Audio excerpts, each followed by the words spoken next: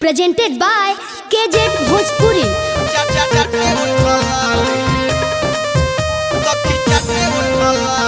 Music by DJ Prince. Mixed by Pali Recording Studio, Chanchaura Bazaar. मोर भतारे हाली हाली सखी चाटे उठलाले मोर भतारे हाली हाली सखी चाटे उठलाले मोर भतारे हाली हाली सखी चाटे उठलाले झाका झुमर में तुर दिल बहली झाका झुमर में तुर दिल बहली सखी मोर भतारे हाली हाली सखी चाटे उठलाले मोर भतारे हाली हाली सखी चाटे उठलाले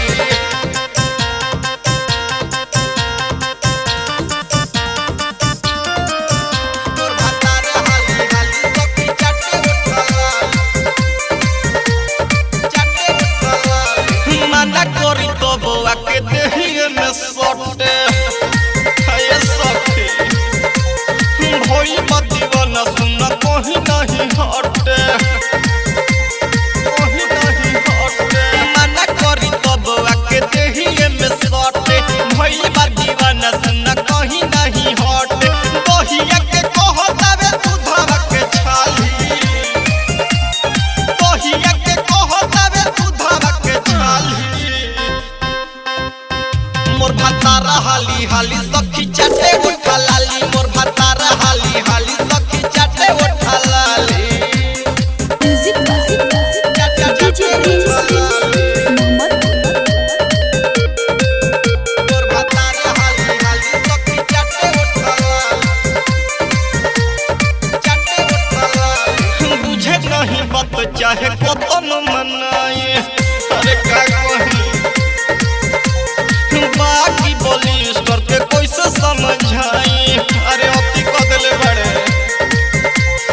बुझे नहीं बात चाहे कतन मनाई बाकी अजेंदर के कैसे समझाई डरे लगे प्रेम राजा ले ले बदनाली डरे लगे प्रेम राजा ले ले बदनाली